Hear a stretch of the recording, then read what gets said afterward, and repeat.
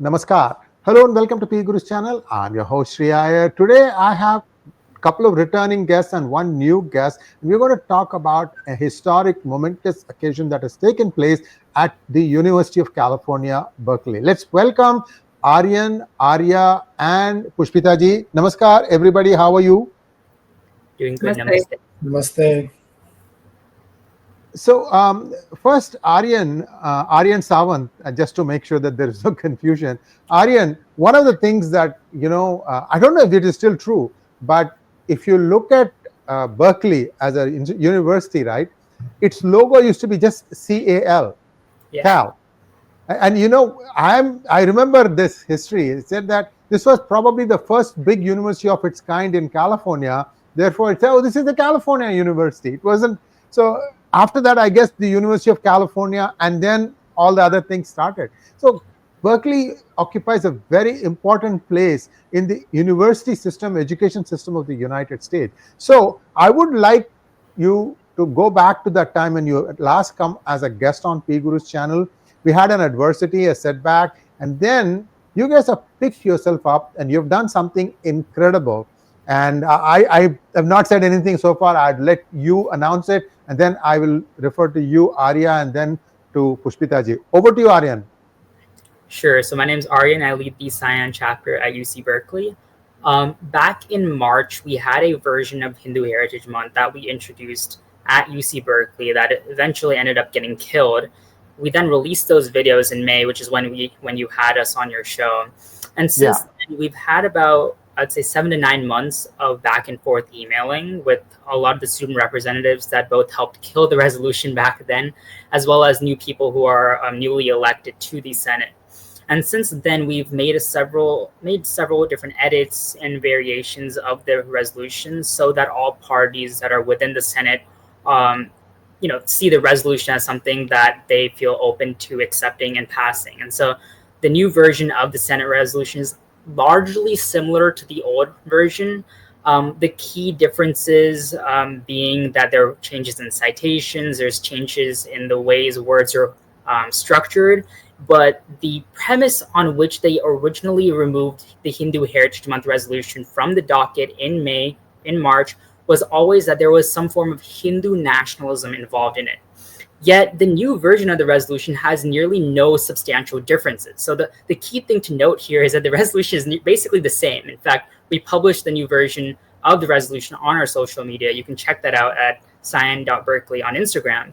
And that resolution is nearly the same. And so the ASUC effectively acknowledged that this entire time they've been backwalking this whole resolution. They've been delaying the passage of the resolution, and they originally killed the resolution. They basically acknowledged that there never was any Hindu nationalism in the resolution.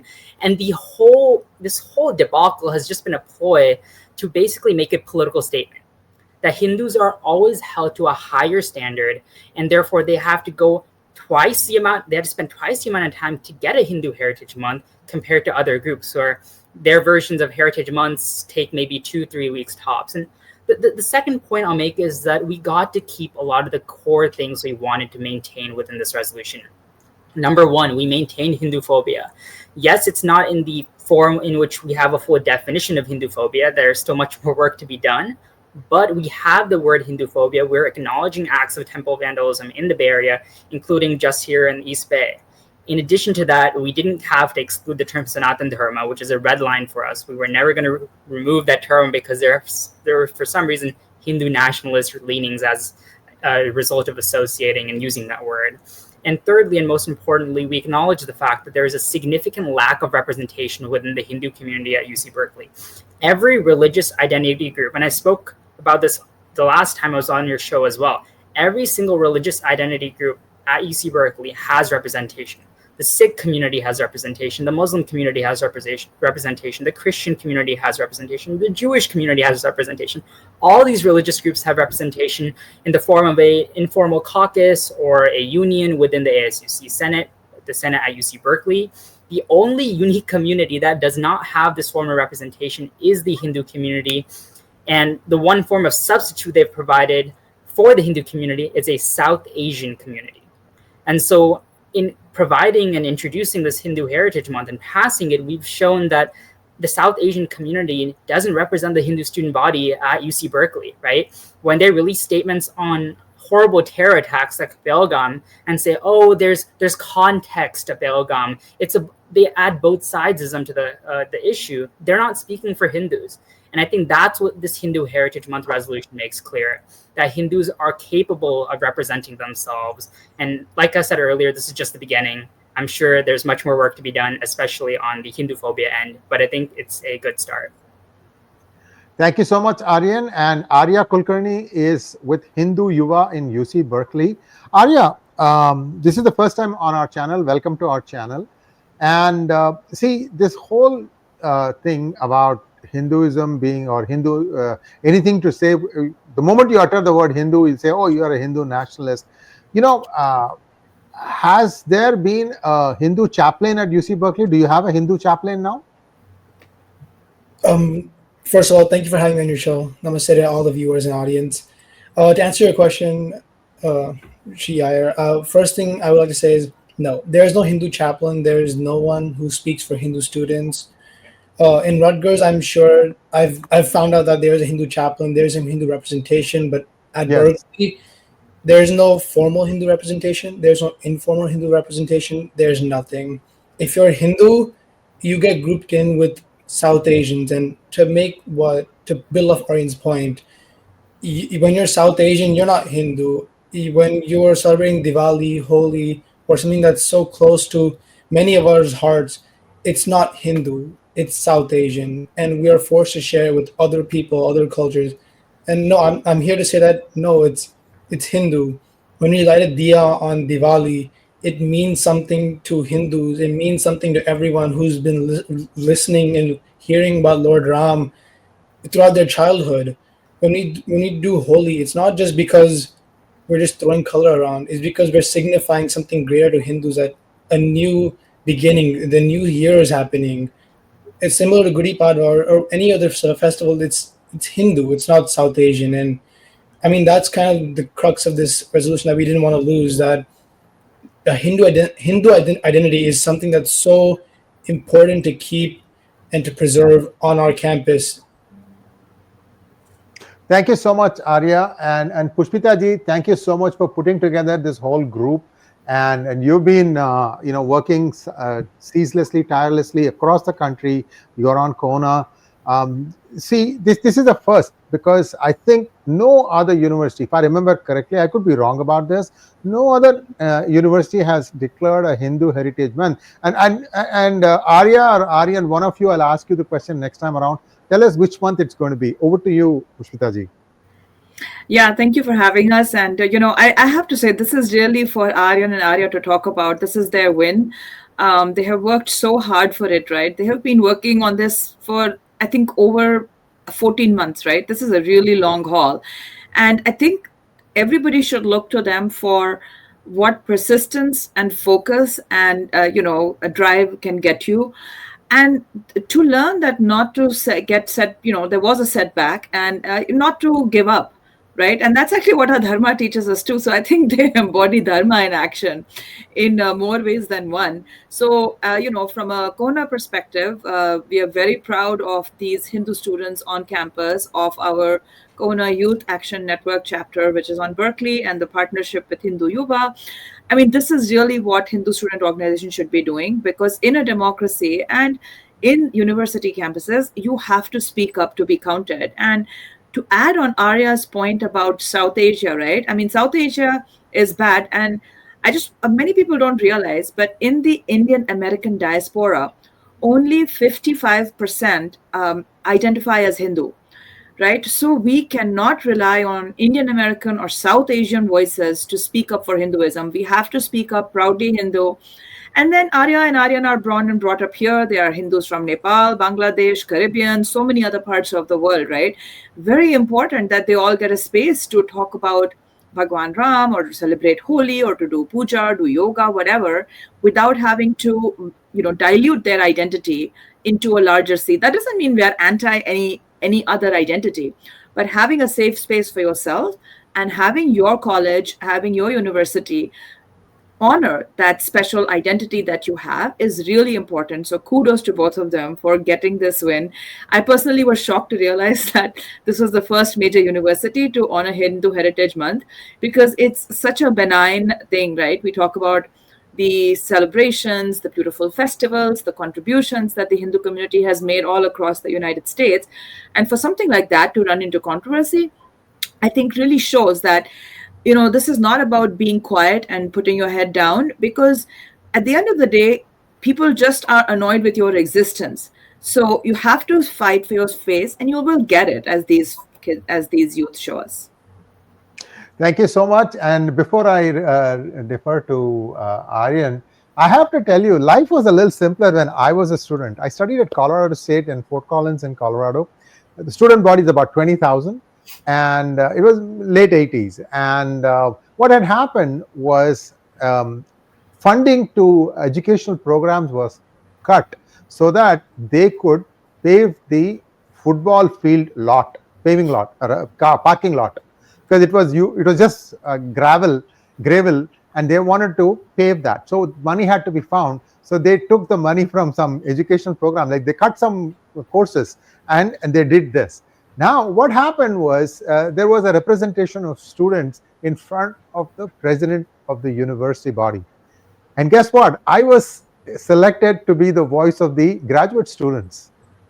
I was like, wow, they think that I could really represent their thoughts. And all the students knew about me was the TAC classes I was taking. I was a teaching assistant, and life was simpler. And the chairman, or the president, I should say, he had a bit of a trouble picking up my accent, but once he understood what I was trying to say, he came up with answers, and they did something to alleviate that. They found some external funding so that some of the courses could be restored. So everybody got a win at the end of the day. So why I'm saying all this is, life used to be simpler.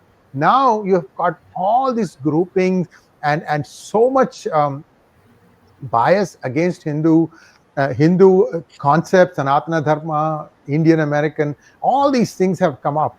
Aryan, which month is going to be the National or Hindu Heritage Month at UC Berkeley? And let's hope that we can replicate this across all universities. Over to you, Aryan.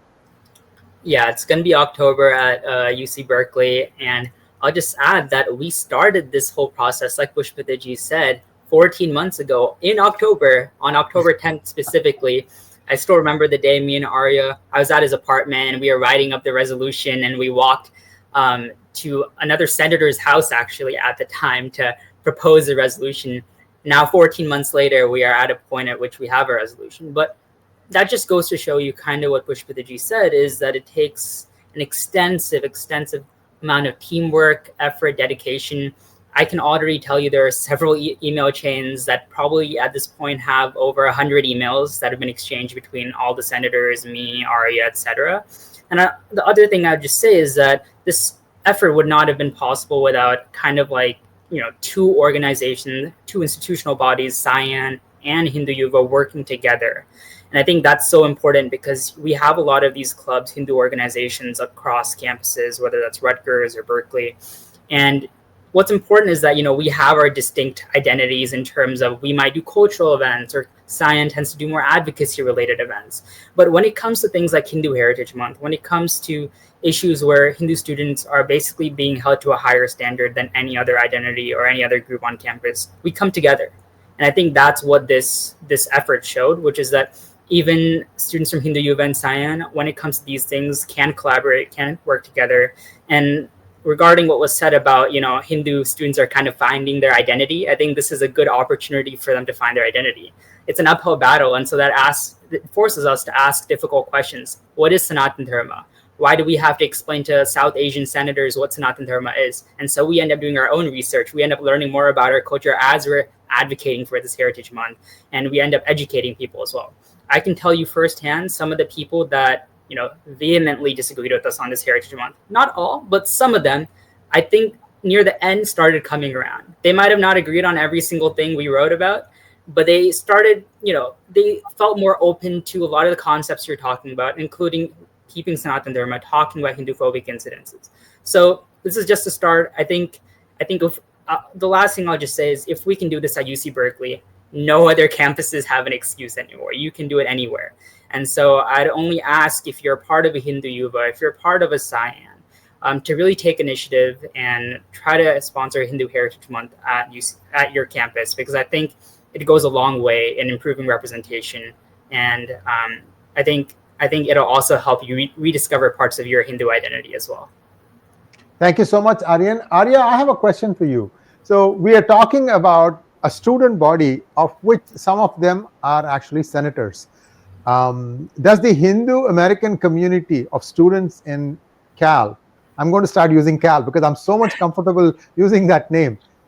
Are any Hindu American students thinking of running for Senate? Because don't you want to be in the system to understand how the system works? You've kind of knocked the doors. You got a little bit of an opening. What's the next logical step? To me, it seems like some of you should start considering running for Senate.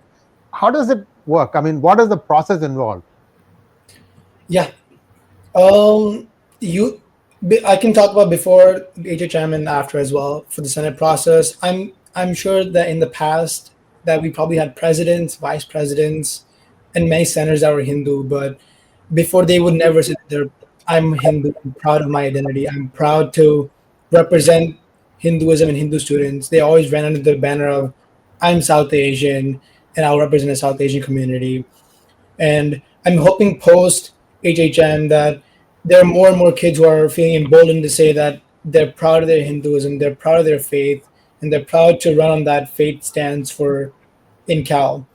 And so basically, I can give you a small crux of how opening a Senate campaign works. I'm sure Aryan knows that better than me. He's the political science wizard. I'm not the but I mean, basically, you just announce your candidacy through our Cal portal for senators. So you just let them know the what's it called, ASUC know that, hey, I'm going to be running, and I tend to run, and then from there, you're going to be on the ballot, and you start just working on your Instagram, you work on your social media game, you work on finding your constituency, who you want to run for, what causes speak to you the most, and from there, it's an American election, right? You're trying to find, and you're going on Sproul Hall, and you're tabling, you're giving out free flyers, you're getting your word out there, you're getting your name out there, you're getting your face out there, you're trying to be popular. And before, Hindu culture was never a topic to run on. They'd always say, I'm South Asian, I believe in South Asian harmony, diversity. But when it came to the Hindu topic, no one ever talked about it. We're hoping now. I mean, I know some people who are interested in running for senators, and I'm in the air. I'm saying, please run on the Hindu topic. There are Hindu students here. And I like to piggyback off what Aryan said. He said that if you're in Hindu Yuva or in CYAN, in any other college campus, to speak up. I would say if you're a Hindu on any campus, please speak up, and your voice absolutely matters. Even if it's a one person, if you do the work and you learn about your dharma, you learn about what makes your identity so special and so unique, you can definitely convince other people that it matters too. I really mean to say this, that it happened in Berkeley. It absolutely can happen anywhere. I know that there are other Hindu Yuva chapters that are far more flourishing, that are far bigger, far better than probably Berkeley. But I'm sure that taking that leap of faith to say that our culture and our identity matters not only on a societal in a cultural sense, but also in a legally representative way is a step that I think that we've shown that we can take, and hopefully other places can also take the same thing. Thank you so much. And Arya, you've actually listed out what it takes to run for Congress, run for Senate, or even heck, run for president of the United States. The process is the same. The magnitude may change, but the basic processes where you have to identify yourself, you have to create a niche for yourself, you have to have a messaging, all those are the same. So, all those of you who are thinking of running for Senate, more power to you. It doesn't matter. You have to first understand the process, and this will, help you understand how the system works in the US. A very transparent, fair system. We just need to start getting involved politically. Yes, most of us were like putting our blinkers on, studying, and just keeping on doing what we were told to do. But there is life outside of that. So I'm very happy. I know I did not, tell you in advance that I'm going to ask this question. you guys are smart, okay? You see, it takes a lot more to get into UC Berkeley than what I think I may have to get in. But so that's why I just asked this question, and wonderful response. Pushpita ji, one question for you. See, now we are saying that other universities should start participating. Is CoHNA having some sort of a coordinating agency or something, or a person that might be able to have, tell them, okay, this is the process that you can follow. Perhaps this will take you to the desired result. Any thought on that? Yeah, definitely. So it's a good problem to have. Yeah, it's a good problem to have. We support Hindu Heritage Month at all levels, whether you are an adult trying to get it in your city, or you're a student trying to figure out how to do it in your university. And especially in universities, that was why we created the CoHNA Youth Action Network, because, the Hindu youth need their own space. They have their own way of doing things, and they need a focus that is slightly different from the adults. Though I think everybody can benefit from speaking up and being active and being more proud. So yes, absolutely. If you're a student on any campus, whether it's the US or Canada, please reach out. There is a special email that has been set up for youth, which is CYAN@kohna.org. So, you'll talk to other students. You will encounter very few uncles and aunties along the way. I think Aryan can attest to that, that we try to have students lead, because that is really who we are fighting for, right? And so Arya talked a lot about how to fight. And I honestly think one thing I can appeal to the adults on this is that, I think we are all very focused from a kid perspective. Oh, we want to get her into a good college and they have to get a good job, blah, blah, blah. And of course, that's a very good, worthy, important goal to have. I think they need to realize that all of this is also very good from building your, leadership, your communication skills, how to navigate work politics once you get into work politics, because once you graduate with a degree, that's only the start of life, right? That's not the end of life. So these are great training grounds from that perspective too. So I'll just speak as a parent now and say that encourage your kids to do all of this, because this is not a either or situation. Right? Just like you wouldn't stop them from, leading their debate team while also doing study. This is just another way to express passion, interest, and grow their skills. And honestly, showing up as Hindu is very important, because ultimately, I'll just say it out there since I'm CoHNA. There is a reason our diaspora has been so successful all over the world, right? I mean, we can keep being polite and dancing around it, but we have all benefited from being part of a Hindu ecosystem. It has given us a strong grounding. It has given us values. It has given a platform where we can be flexible. We can flex as much as we like. But we all also, as parents, have a duty to make sure that future generations have that same thing, right? Can keep drawing from it and not giving back, which I think our generation is a little bit guilty of. So yes, we have to continue to invest in Hinduism as an ecosystem, specifically Hinduism. And that doesn't mean South Asia is bad or India is not important. It just means that there is a certain value system that does draw inspiration from the faith, and we need to do our bit and encourage our kids to do our bit. Thank you so much, Pushpita ji. Thank you, Aryan. Thank you, Arya. And viewers, we'll be back with more news on this. This is just the beginning, and a wonderful victory. And this is something that was long coming, and I am deeply appreciative of both you kids, Aryan Sawant and Arya Kulkarni, for your yeoman service, because you sort of set the trend. Now all the other universities are going to pick it up and run, and you can feel very proud. In fact, you might want to mention this in your resume also. Thanks once again. Namaskar. Namaste. Namaste.